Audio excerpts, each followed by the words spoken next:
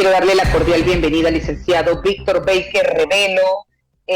Licenciado, buena tarde, un gusto tenerlo aquí, sobre todo para que la audiencia conozca, se oriente acerca de los posibles escenarios a los cuales nos vamos a enfrentar, o los posibles escenarios que pudiéramos esperar una vez la Corte Suprema de Justicia se pronuncie. Correcto. Muy bien. La Corte tiene dos opciones. La opción 1 es que declare inconstitucional la Ley 406 o la declare constitucional. ¿Ok? Esos escenarios son posibles y dependerá del análisis que haga la Corte. La pregunta es, ¿cuántas demandas conoce la Corte hoy en día?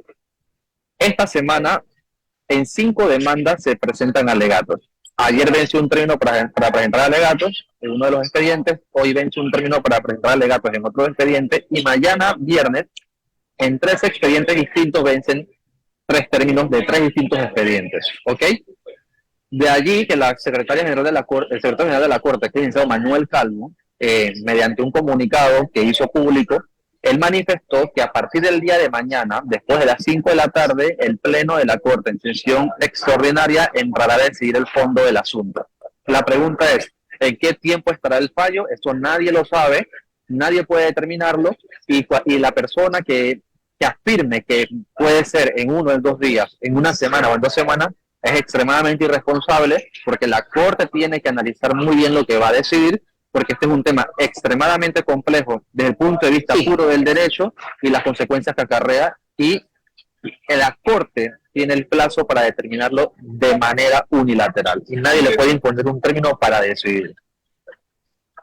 Precisamente al respecto de esa explicación, licenciado, algunas personas creían o pensaban que el 24, es decir, el día de mañana, que fue anunciado por el secretario de la Corte Suprema de Justicia, ya íbamos a saber un fallo, y hay que explicarle a las personas en qué consiste mañana, día 24 de noviembre, esta sesión permanente de la Corte Suprema de Justicia, en donde los magistrados van a entrar a valorar, a estudiar, a analizar precisamente las demandas presentadas, donde se solicita pues que se declare inconstitucional este contrato minero. Los tiempos, como bien dice usted, nadie lo puede precisar, pero para que precisamente la audiencia sepa cuál es la hoja de ruta a seguir, cuál es el ejercicio que se debe estar muy pendiente, y que no es que mañana vamos a tener un fallo inmediatamente. Eso sería importante, licenciado, explicarle a la audiencia. Muy bien. Hay que entender algo. Cuando la Corte en este tipo de demandas tiene que decidir, normalmente el tiempo de decisión es de 1 año a 1 año y un par de meses. ¿Y por qué demora este tiempo? Porque el magistrado sustanciador, que es el que tiene el expediente, elabora un proyecto de sentencia. Una vez que ese proyecto esté listo, debe pasarlo a cada despacho del resto de los 8 magistrados para que ellos puedan hacer 3 cosas. Puedan, 1, o bien hacer un proyecto de sentencia, buscando los votos del resto de los magistrados, puede establecer un salvamento de voto, en donde básicamente significa no estoy de acuerdo con la decisión y por estos motivos salvo mi voto. O número 3, puede ser un voto razonado, es decir, estoy de acuerdo con la decisión, pero no con los argumentos de la decisión. Ahora bien, como hay una sesión extraordinaria permanente, los 9 magistrados en pleno entrarán a decidir. Y como están en una sesión de esa naturaleza, se supone que debe ser un menor tiempo. Sin embargo, no podemos precisar el término de ese tiempo. ¿Y por qué? Porque al final del día el magistrado oponente tiene que hacer su proyecto y el resto de los magistrados tiene que analizarlo y establecer bien lo que puede hacer. Un nuevo proyecto, un salvamento de voto o un voto razonado. Y eso toma su tiempo, porque cada magistrado tiene que entrar a analizar, y sobre todo las cosas muy importantes, estimada Edna. Hoy por hoy se han presentado más de 180 alegatos en ese expediente, en los expedientes. Sí, mañana son 3 expedientes más. Estamos hablando que van a ser por lo menos unos 300, 200 y pico de alegatos, en donde los magistrados tienen que analizar y tienen que estudiar y tienen que leer cada alegato de cada persona que se interpuso en el proceso. Y eso toma su tiempo. Y como toma su tiempo, no podemos establecer ni precisar con fecha exacta o fecha próxima la resolución de este conflicto. Ubiquémonos en el, hipotéticamente hablando, en el escenario de que la Corte diga, bueno, este contrato es inconstitucional. ¿Qué pasaría? Muy bien. Lo primero que tenemos que precisar que la decisión no es sobre el contrato. La decisión recae sobre la ley que elevó el contrato a categoría legal. ¿Okay? Lo que se va a declarar inconstitucional o constitucional es la legalidad, es la propia ley 406 más no el contrato. ¿Cuál es la consecuencia entonces de una inconstitucionalidad de la ley 406? Que el contrato, en lugar de regirse por la ley 406, se va a regir bajo ¿qué? Bajo el Código de Recursos Minerales. ¿Por qué? Porque el artículo 6 de dicho código establece que ante ese supuesto el contrato debe regirse siempre bajo el Código de Recursos Minerales. Ahora bien, ¿qué sucede? Van a haber cláusulas del contrato que van a ser contrarias al Código de Recursos Minerales. La pregunta es, ¿qué sobrevive? ¿El código o las cláusulas del contrato? Y sobrevive el código. Y por consiguiente, las cláusulas que sean contrarias al código tendrán ineficaces de pleno derecho por afectar una ley de orden público, que es el Código de Minerales. Precisamente por ese motivo, este contrato se eleva a categoría de ley, para tener una jerarquía jurídica legal y por consiguiente no afectar el orden jurídico dentro de esa materia. Entonces, en resumen, se declara inconstitucional la ley, es una probabilidad, pero el contrato sobrevive, se va a regular bajo el Código Minero, excepto aquellas cláusulas que sean contrarias al código, las cuales serán ineficaces de pleno derecho. Ahora, licenciado, el pueblo ha señalado que no quiere que Panamá sea un país minero, que no se desarrolle la actividad minera. Recordemos que en un momento hubo voces que decían no queremos la actividad minera, otros que decían que el contrato era leonino, después se habló de derogatoria, luego se habló de que no hubo una consulta popular, muchas voces polarizadas que pedían una cosa por un lado y por otra. Si eso fuese el escenario que usted nos plantea de que se declare inconstitucional no el contrato, sino la ley, entonces, ¿qué pasaría? Bueno, la consecuencia inmediata jurídicamente hablando... ¿Seguiría la actividad? Sí, por supuesto. La actividad? Tiene que seguir la actividad por una razón sencilla, hermano. Al final del día, la Constitución panameña, que es lo que le da, es lo que ordena legal y políticamente a nuestro Estado panameño, permite y reconoce la actividad minera, como todos los países del mundo que reconoce la actividad minera. La pregunta es, si el pueblo panameño, entre comillas, no quiere la actividad minera, lo que hay que hacer es un referéndum a la Constitución, según el artículo 313 de la Constitución panameña, y que el pueblo decida en las urnas si reforma la Constitución y elimina entonces el artículo 257 que permite la actividad minera. Yo creo que hay que ser responsables, en mi opinión particular, y no podemos decir que porque 100.000 personas o 50.000 o 40.000 están en las calles pidiendo, unas piden la minería, otros piden un mejor contrato, etcétera. Eso no es un criterio técnico ni científico para poder precisar y concluir qué quiere la población. Precisamente para eso existen las urnas y es la forma responsable de poder calcular lo que aspira o no la población panameña. Y una razón muy sencilla, recordemos que las redes sociales no todos la utilizan. 4 millones de personas no están en las redes sociales y muchos grupos en las redes sociales están organizados para pedir o no pedir alguna cosa. Por consiguiente, no podemos utilizar ni las redes sociales ni tampoco manifestaciones como una técnica de cálculo para determinar qué quiere o no quiere el pueblo, porque no es lo responsable en mi punto de vista. Nos llega una pregunta de un oyente y es la siguiente. ¿Qué pasa si se declara la inconstitucionalidad de la ley? O si se declara la inconstitucionalidad, debo entender, del contrato. ¿La ley sigue operando? Creo que la pregunta está un poco confusa. Porque yo la entendí. Sí, yo la entendí. Okay. Sé por dónde va. Ok, mira. Cuando uno demanda algo, hay que determinar qué voy a demandar. La pregunta es, ¿estas demandas qué están demandando? Están demandando la ley 406, no está demandando el contrato. ¿Cuál es el objetivo de la ley? La ley lo que hace es darle categoría jurídica al contrato, que es un acto administrativo independiente de la ley, y es independiente porque es una manifestación de voluntad del Ejecutivo con la empresa para darle seguridad y soporte jurídico legal, que tenga una categoría alta. Eso es lo que busca la ley. Lo que se demandó es la ley, no se demandó el contrato. Y lo que está admitido dentro del proceso, lo que se denomina la litis procesal, es la ley 406, no es el contrato.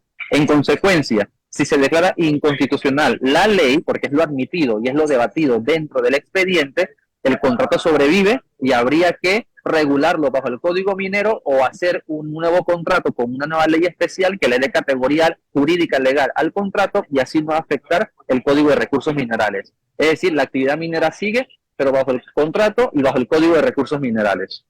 Lo cual es una desventaja, y quiero hacer este comentario, lo cual es una desventaja sustancial. ¿Por qué? Porque el Código de Recursos Minerales es una ley de 1963. Es una ley que no está actualizada ni económicamente, ni ambientalmente, ni en temas de impuestos. Es decir, Panamá estaría mucho más perjudicado y en desventaja frente a la empresa con un contrato que se rija bajo el Código Minero, porque no va a recibir los montos que esta ley le permite, no va a recibir tampoco la protección ambiental que este contrato y esta ley le exige, ni tampoco le va a exigir el pago de los impuestos que esta ley y contrato sí le exige. Es decir, esta ley 406 le da mejores y mayores ventajas al Estado que el Código Mineros. Si se declara inconstitucional la ley, vamos al Código Minero y vamos a salir más perjudicados todavía. Ahora, hay eruditos en la materia. Usted sabe que ahora con este tema han salido los expertos en derecho constitucional, los expertos en mina, los expertos en todo, ¿eh? Y hay quienes dicen que la Corte sí o sí tiene que declarar esta ley inconstitucional y que con esa declaratoria de inconstitucional ya se va a poner el candado en la mina y hasta ahí llegamos. Aclaremos eso, licenciado. Dos puntos importantes. Primera salvedad. En un país que si queremos apuntar a ser un país desarrollado, que creo que todos queremos ser un país desarrollado, debemos abogar por una justicia independiente e imparcial. La Corte no está para buscar los aplausos de la grada, porque la Corte no representa al pueblo. Quien representa al pueblo en un sistema democrático es la Asamblea Legislativa y el órgano ejecutivo. La Corte precisamente está para darle independencia e imparcialidad a las decisiones objetivas del Estado. Entonces, ¿qué quiero decir con esto? Nadie puede decir que el fallo va a ser inconstitucional o constitucional. Eso es irresponsable porque eso es competencia exclusiva de la Corte. Punto número 1. Punto número 2. La pregunta es, si se declara inconstitucional, ¿cierra la mina? No, no se cierra, porque la actividad minera sigue bajo el Código de Recursos Minerales. La actividad minera sigue bajo la Constitución política. La Constitución y la ley permite la minería y tenemos que ser también responsables. La minería en Panamá es de 4 tipos, metálico, no metálico, piedras preciosas, piedras no preciosas, aluviones, etcétera. ¿Qué minería nos están pidiendo entonces? ¿La metálica o la no metálica? O sea, hay que definir. Y si piden no la minería, ¿con qué vamos a construir? ¿Con qué vamos a hacer? ¿Con qué las empresas de construcción van a hacer su cemento? ¿Van a hacer el tema para repellar, etcétera? O sea, hay que ser técnicos en un tema de que es técnico en sí por naturaleza. La actividad minera sí sigue, eso nos protege internacionalmente, es mi opinión personal, para mí no nos protege internacionalmente por 2 motivos fundamentales. El convenio de protección y de inversión extranjera de Canadá con Panamá es bilateral y Panamá tiene una categoría jurídica legal que los obliga a respetar las inversiones extranjeras y considerará que eso es una expropiación indirecta si se cierra de choque o se cierra de manera ilegal la actividad minera. ¿Qué quiero decir con esto? Básicamente que si eso sucede, al final del día Panamá va a estar afectado en un posible arbitraje de inversión internacional. Eso es un primer punto. Y un segundo punto importante, esto que estamos viviendo ya pasó en Colombia en el 2020, exactamente igual. Grupos de presión, unos meses antes de elecciones, grupos ambientalistas, etcétera. Sí, el gobierno colombiano acató, digamos, se dejó llevar por el clamor popular, cerró la mina y adivinen, a Colombia lo condenaron a cantidades demenciales de millones de dólares y también cómo consiguen ese dinero. Entonces hay que ser un poco más responsables sobre este tema y ver todos los escenarios posibles y buscar la mejor salida posible.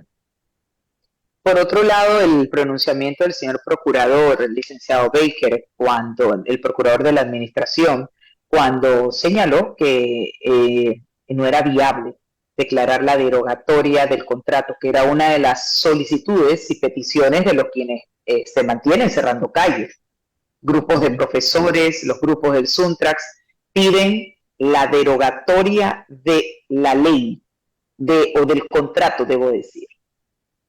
Muy bien, la verdad es que aquí voy a opinar de manera, una opinión personal, Edna, y yo digo de que son unos grandes irresponsables, porque si son profesores, deberían entender de que en este país existe institucionalidad y hay que respetar y ser vigilantes a las decisiones de la Suprema Corte. La bola la tiene la Corte Suprema de Justicia. Y pedir de que el Ejecutivo derogue es una irresponsabilidad y que nos pone en aprietos mucho más robustos el día de mañana. Ellos deben saber, como profesores, creo, que existe un órgano judicial, que ese órgano judicial es uno de los poderes del Estado y sus decisiones tienen que conocerse y tienen que respetarse y no extorsionar al gobierno de esta forma. ¿Por qué? Porque al final del día utilizan este sistema de presión, de cierres de calles, afectando producción, clases de los niños, citas de salud, movilidad, etcétera, como una forma de extorsión para que entonces el gobierno acate su posición. Y esto hay que decirlo, y no hay que tener miedo en decir las cosas como son. Esto es extorsionar y utilizarnos a los ciudadanos como rehenes, porque yo estoy seguro que hoy por hoy la mayoría de los panameños, que digamos, sí son respetuosos de las instituciones, dicen que la Corte decida y vamos a esperar el fallo de la Corte. El panameño de clase media, el panameño trabajador quiere trabajar, quiere mandar a sus niños a la escuela, quiere ir a sus citas de salud y entiende que en un país tiene que existir orden y están esperando el fallo de la Corte. Sin embargo, este grupo de personas están extorsionando a la población, nos utilizan como rehenes para sus pretensiones que son ilegales. Y el propio procurador lo dijo, la derogatoria es ilegal, no se puede, es inviable. Entonces, ¿qué esperamos? Que nos sigan utilizando como rehenes, que sigan destruyendo la economía, que sigan destruyendo también la educación de los niños, el sistema de salud, el desempleo, la informalidad, mientras esos profesores siguen cobrando su cheque exactamente cada quincena. Todos los panameños le están pagando a estos profesores para que cierren calles, para que destruyan el país, mientras ellos no dan clases y reciben sus cheques. O sea, qué bonito es estar en una calle, cerrando calles, recibiendo tu cheque todas las quincenas, pero no dejando pasar al resto de la población que quiere trabajar para recibir su cheque cada quincena. O sea, me parece que es lamentable y que deberían recapacitar. En conclusión, licenciado, y recapitulando lo que usted acaba de explicar, ¿qué pasa yo hace un momento hablé de grupos polarizados, que no se ponen de acuerdo con lo que realmente quieren? Hay quienes dicen no, no, no y no a la minería. Otros que señalan que una vez que se declare, si se llega a declarar inconstitucional la ley, piensan que la minería se va a cerrar, que no va a haber más actividad minera. Y otros que están pidiendo la derogatoria del contrato, y ya vimos que hay un pronunciamiento del Procurador General de la Administración que dijo, jurídicamente eso no es viable. ¿Qué hacemos con ese grupo que ha estado bien plantado diciendo no a la minería ahora, ¿no? Porque minería no se desarrolló de la noche a la mañana. Exactamente. ¿Qué pasaría entonces? ¿Qué hacemos con ese grupo? Mire, yo creo que lo más sensato dentro de ese sistema democrático es que se cree una comisión de diálogo y que estas personas vayan a negociar y vayan a dialogar con el gobierno nacional y se busque una pausa de esta extorsión que se hace en contra de la población y esperar el fallo de la Corte. Pero al final del día, Edna, tenemos que llamar a la responsabilidad. ¿Por qué? Porque como ciudadanos tenemos el compromiso de conducirnos dentro de la sociedad con respeto. Entonces, no hay, si me preguntas, no hay una forma específica como de que estas personas se sienten sí o sí a negociar, pero sí llamarlas al respeto y al diálogo y que respeten a la población panameña que sí está esperando el fallo de la Corte. Ellos tienen su agenda política, se les respeta, todos tenemos derecho, pero tienen que hacerlo dentro de los canales que existen para eso. ¿Qué quiero decir con eso? Ellos deben promover, en caso tal, una iniciativa legislativa de un referéndum constitucional y exigir que nos vayamos a un referéndum para eliminar el artículo 257, numeral 6, y eliminar la minería en Panamá. Pero la minería no puede eliminarse con protestas, ni con manifestaciones, ni con extorsión en la calle. Debe hacerse dentro de los canales institucionales competentes, que es a través de un referéndum, y que las voces de los 4 millones de panameños también se manifiesten, porque en ese referéndum se puede decidir de que sí se siga la minería o no se siga la minería. Me quedo con eso y agradezco una vez más al licenciado Víctor Baker Revelo por esta intervención docente para nuestra audiencia de Cuestión de Ley. Licenciado, un gusto tenerlo aquí como Hasta siempre. Luego. Bienvenido siempre. Buena tarde. Un placer. Chao, chao. 4:34 minutos, momento de irnos a una pausa, pero al volver vamos a conversar con Fanny Romero, representante de los comercios y restaurantes de Tierras Altas, porque si aquí llueve, allá no escampa. Ya volvemos. Los temas que se necesitan profundizar continuarán en breve en Es Cuestión de Ley.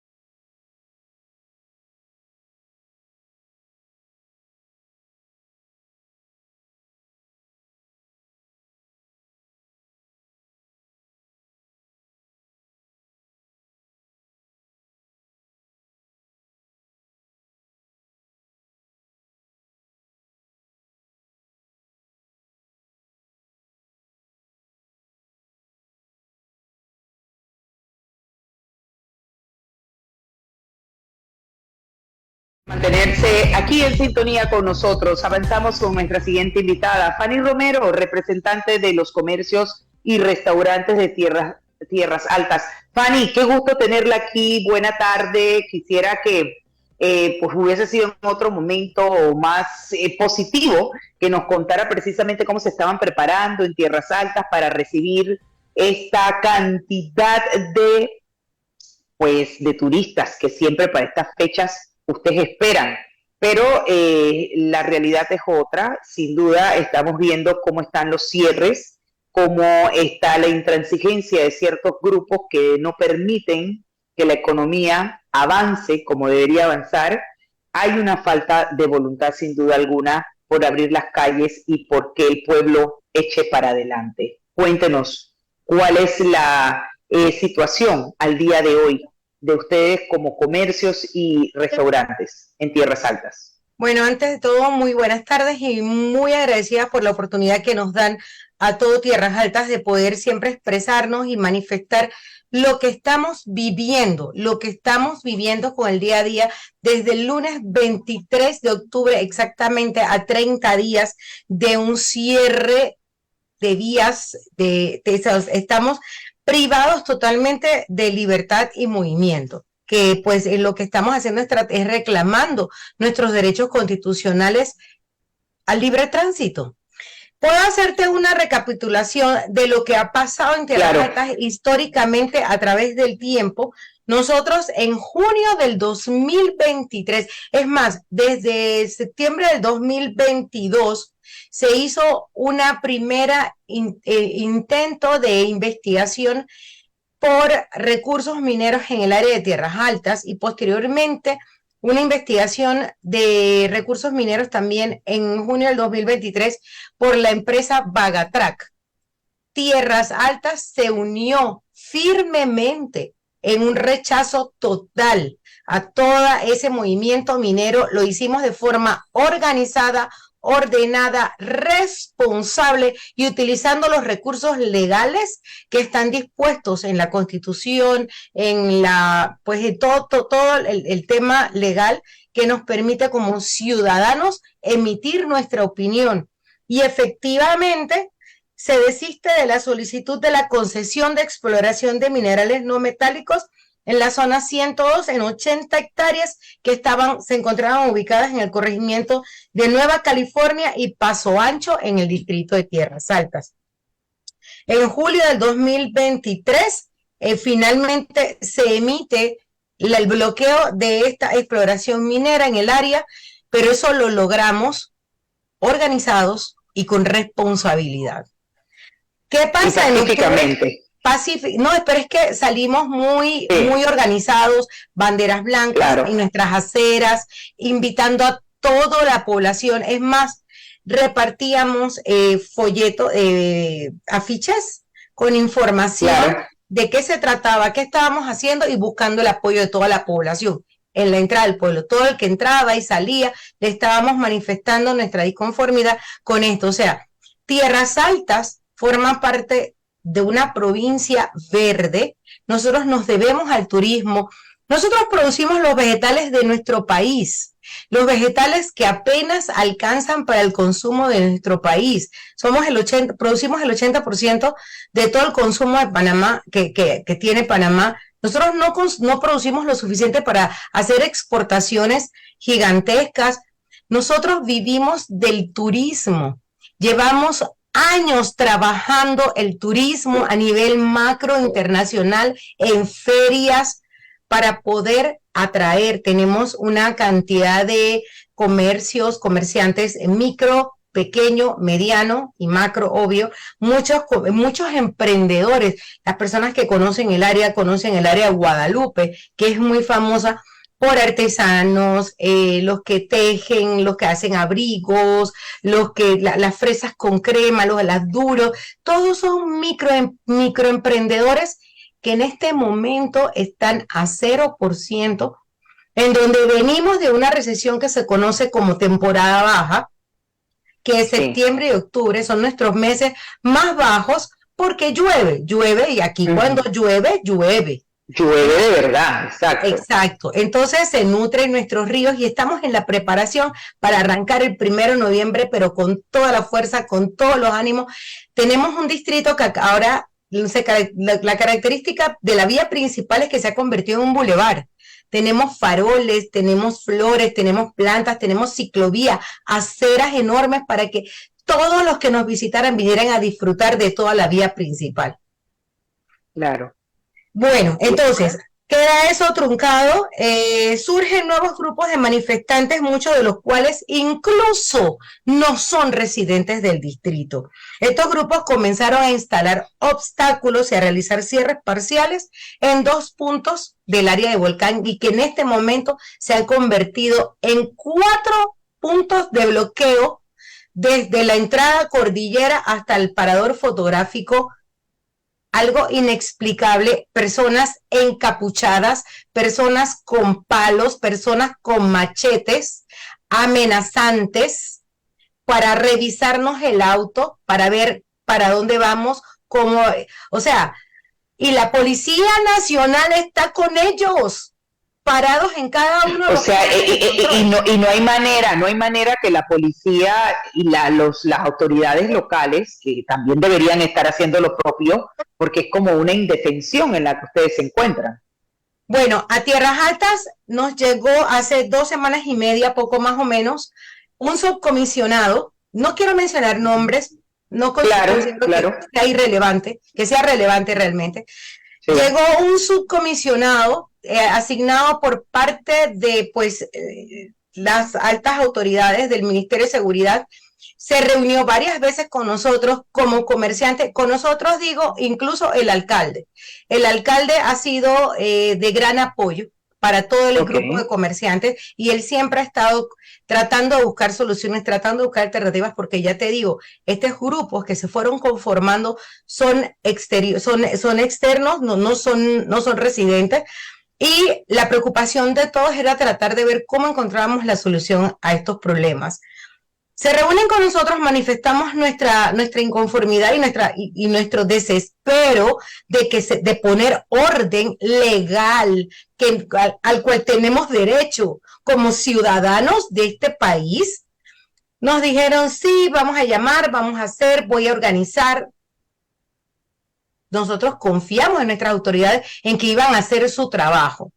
Poco a poco nos dimos cuenta que se convirtieron en mediadores de los diferentes grupos, pero el pueblo, la comunidad en equipo, nos fuimos haciendo presente y haciendo fuerza. Ojo, que en el transcurso de esas 2 semanas te estoy comentando, más o menos el tiempo de entre la primera y la segunda semana de noviembre, yo personalmente formé parte de varios movimientos en los que nos intentamos acercar como comunidad civil a las personas, a los presuntos líderes de los cierres que estaban ubicados en la entrada de Volcán y que cada vez iban tirando más basura a la calle, más palos, más piedra, y entonces nos fuimos acercando a ellos con la intención de que pudiéramos conversar. Oye, tenemos una población... ¿Cuál era la actitud? Y la actitud de esas personas llamados, entre comillas, líderes, y que insisten y persisten en mantener las calles cerradas, bloqueadas, perjudicando la economía, perjudicando lamentablemente esa actividad de la cual depende ese pequeño productor, de ese pequeño empresario, del comercio, de los restaurantes. Préstamos, Edna, que tenemos que pagar a los bancos. Sí. Las letras se están venciendo, el personal no se le puede pagar salarios, está aumentando la tasa de desempleo. Vamos por un 52% en tasa de desempleo en este momento en Tierras Altas. La actitud de estas personas, agresiva, grosera. ¿Y ustedes han podido determinar quién está detrás de eso? Voy a llegar a eso.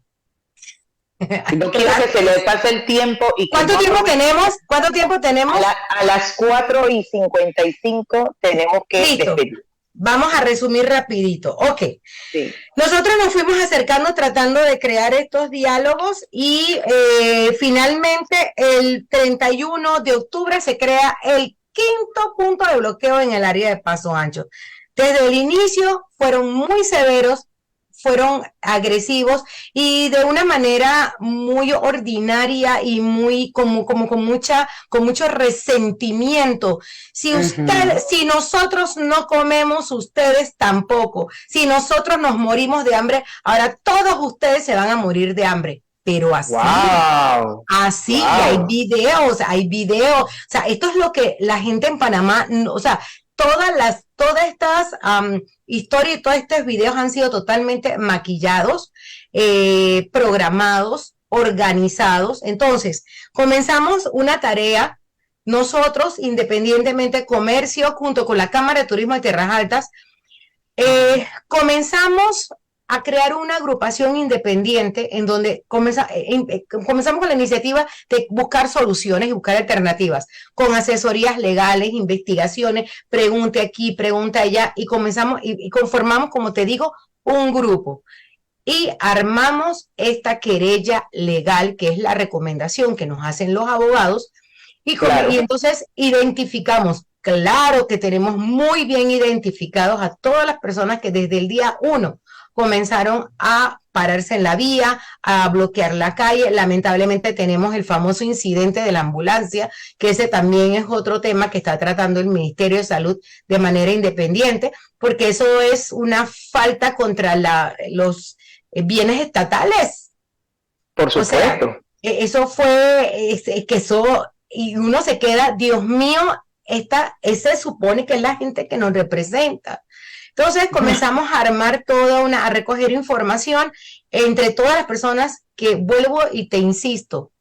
Yo personalmente formé parte de 3 acercamientos pacíficos con los pastores de las comunidades de las diferentes iglesias que tenemos en la comunidad, con conversaciones, vamos a rezar juntos, vamos a poner esto en las manos, a tener paciencia y a esperar que se den los tiempos que corresponden. Vamos a trabajar en equipo como comunidad. Agresivos, enojados, y es más, el 2 de noviembre, la situación que se dio el 2 de noviembre fue los productores, un grupo de comerciantes, y yo me incluyo porque yo estuve en esa caminata. Fue una caminata en donde estábamos reclamando nuestro libre derecho de circulación. Claro. Avanzamos en la vía, comenzamos a retirar los troncos, los palos, y nos atacaron, nos emboscaron desde las colinas de la entrada de Volcán. Nos tiraron piedras como si no hubiera un mañana. O sea, nosotros fuimos atacados. O sea, no es que nosotros fuimos a atacar a nadie. Fuimos con la intención de reclamar nuestro auténtico y libre derecho de circulación en las vías públicas. Y estas personas ustedes han podido identificar que no forman parte de allí del área. Son personas que ustedes no la reconocen como lugareñas. Hay algunas que sí, otros que no. Hay algunas personas lugareñas que han quedado relevadas en un segundo término, en un segundo plano, apoyando todo este movimiento que hemos detectado que tienen influencias del Suntrax, tienen influencias de tendencias socialistas, de izquierda,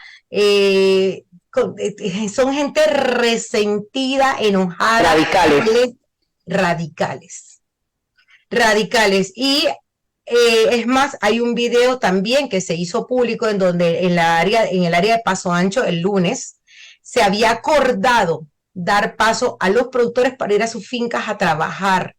Y vamos a respetar en general el duelo, lo podemos entender. Mira, nosotros tratando de llevar las cosas afablemente, empáticamente, pero los vegetales no entienden eso. Se había negociado y habíamos tenido como garantes al capitán de la policía en ese momento del distrito. No hicieron valer su palabra. Ahí ese fue el momento, desde este lunes que se hizo el encontronazo. Los productores con las manos limpias, con sus peones para subir a trabajar. La gente que localmente que quieren ir a trabajar. Y los originarios que estaban del otro lado, con machetes en mano, piedras, palos. ¿Y qué hizo la policía? Entró, nosotros pensábamos que a tratar de abrir la vía y se voltearon en contra de los productores. La Policía Nacional. Es la parte que no se logra entender en medio de todo este caos, en medio de toda esta situación. Y en los 2 minutitos que nos quedan, ese llamado, Fanny, a que alguien realmente entre en razón y haga entrar en razón, aun cuando ya sabemos las agendas que hay detrás y sabemos, como ustedes bien han identificado, quién está detrás tratando de desestabilizar el país y realmente afectar, porque creen que con eso van a castigar el gobierno o van a ganar votos. Definitivamente hay una extorsión y somos rehenes, estamos secuestrados por parte de todos estos grupos que están tratando de desestabilizar el país. Nosotros queremos hacer un llamado alto y claro que necesitamos que el procurador y el Ministerio de Seguridad, el Ministerio Público, le dé entrada, acepte la querella, porque ahí están identificados los 21 presuntos líderes que están afectando la economía, que en este momento en el área comercial tenemos más de 5,000 personas que no están generando y 15,000 familias indirectamente. Esto te estoy hablando solamente en el área comercial. La tasa de desempleo va por 52%. Las pérdidas en el mes de noviembre están por un 92%. La industria hotelera en un 100%.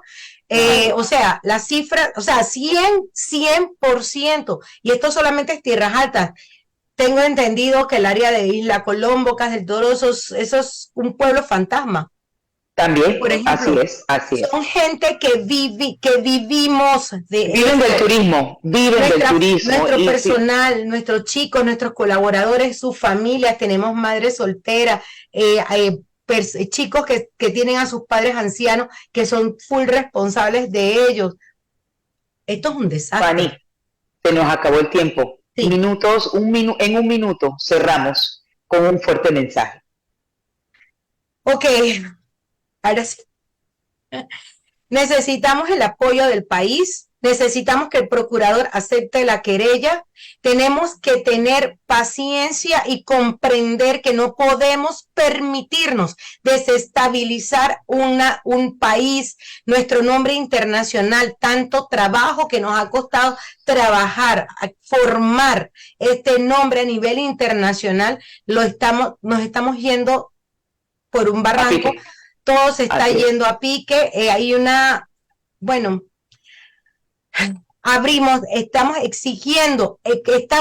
exigimos que las autoridades hagan su trabajo de liberar las vías. Ya no es un tema de un corredor humanitario, necesitamos las vías libres y que nos garanticen nuestros derechos constitucionales a nivel nacional. Y Tierras Altas le ha dicho siempre no a la minería desorganizada, no a la minería irresponsable. Entonces, es como decía el chico antes que estuve escuchando, es todo un protocolo de investigación, habría que hacer un referéndum para analizar el artículo 257, numeral 6 del tema de la minería, y esto es mucho más amplio de lo que las personas creen. O sea, es muy fácil decir no a la minería, pero lo único que estamos haciendo es desestabilizando al país, llevando a la quiebra 2 provincias y creando un caos total. Totalmente, bien. Así, de esta manera, pues agradecemos a Fanny Romero, representante de los comercios y restaurantes de Tierras Altas, este enlace y ponernos en alto y claro la radiografía de lo que está viviendo, lamentablemente, Tierras Altas con los cierres que parecen nunca acabar. Muchísimas gracias y feliz tarde. Son las 4:57, no hay tiempo para más. A todos ustedes, gracias por acompañarnos y que tengan una linda tarde. Un abrazo a la distancia, señora Fanny. Gracias, Edna.